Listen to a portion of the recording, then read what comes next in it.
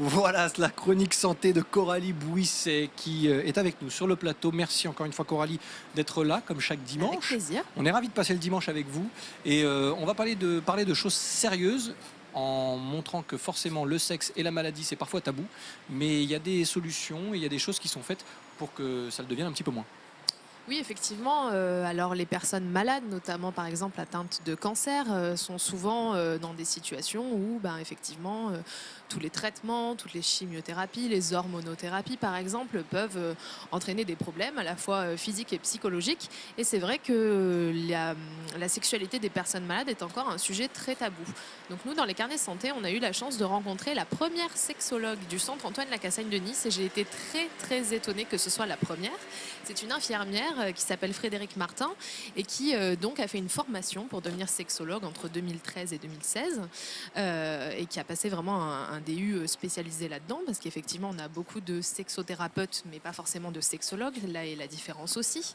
Frédéric Martin m'a parlé de ça parce qu'à la base elle est infirmière et elle était donc dans ses services pour les personnes atteintes de cancer et elle s'est rendue compte au fur et à mesure de ses conversations avec des patients, des patientes que ces gens n'avaient pas forcément de personnes à qui s'adresser concernant ces problèmes de sexualité dans le couple, tout simplement.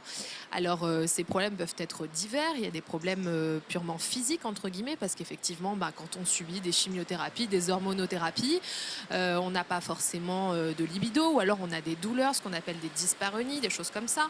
Donc, ce sont des femmes qui ont des sécheresses vaginales, tout simplement, et qui ont du coup des troubles du désir et qui ne savent pas comment l'expliquer à leur mari, tout simplement, qui eux se sentent un peu finalement perdus face à cette situation-là. Donc elle en discutait avec ses patientes, mais n'avait pas tout ce côté vraiment sexologue pour les conseiller sur beaucoup de choses et leur donner des astuces et des conseils. Finalement, c'est de franchir le pas, ne serait-ce que par la parole, et d'enfin libérer cette parole et de s'exprimer tout simplement. C'est exactement ça. Alors elle essaie à la fois de libérer la parole des personnes malades, mais aussi de la personne en face, que ce soit un homme ou une femme, parce qu'effectivement, souvent quand on a une patiente, par exemple, atteinte d'un cancer du sein, elle n'ose pas parce que il y a des pertes de féminité. On en avait parlé dans le cadre d'Octobre Rose, effectivement, avec toutes ces pertes de cheveux. On a des opérations, on nous enlève un sein. Enfin voilà, c'est quand même assez traumatisant physiquement parlant. Et du coup, ces femmes se disent je ne suis plus attirante, mon mari ne me trouvera plus belle, je ne vois pas pourquoi il aurait envie de moi, tout simplement. Donc tout ça, il faut pouvoir libérer la parole. Et souvent, les hommes qui sont en face attendent que la femme fasse le premier pas, ce qui n'est pas toujours évident quand on est en plus dans les traitements, dans les chimiothérapies, etc.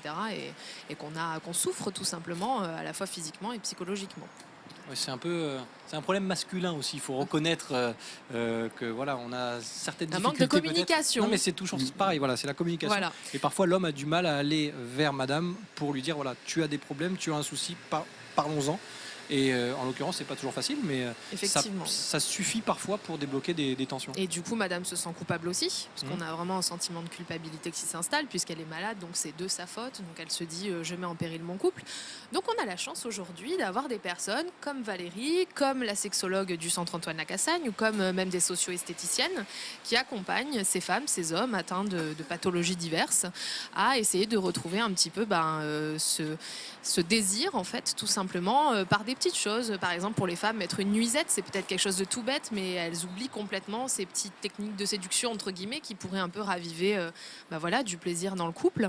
Et aussi, donc la sexologue a le rôle d'expliquer tout simplement l'anatomie à la femme ou à l'homme, puisque quand on connaît bien son anatomie, on sait aussi que finalement, il n'y a pas que la pénétration qui est un acte de plaisir. Il peut y avoir des gestes, de la tendresse, des choses comme ça.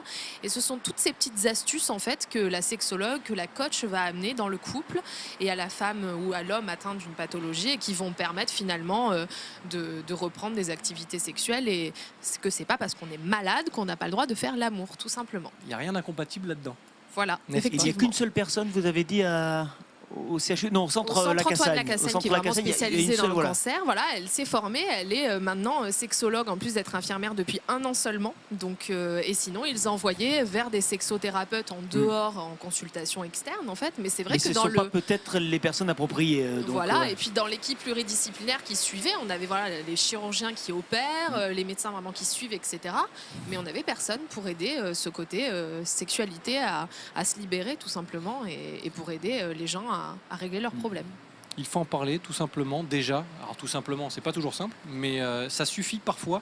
Et c'est bien d'avoir soulevé ce problème. Merci Coralie Avec Bouisset. plaisir. Des informations, vous en avez comme chaque trimestre dans les carnets santé. Les informations dont on vient de parler dans le numéro 13, si je ne dis pas de bêtises. Et sur le site internet. Et sur le site internet, lescarnetssanté.fr. lescarnetssanté.fr, ça s'affiche.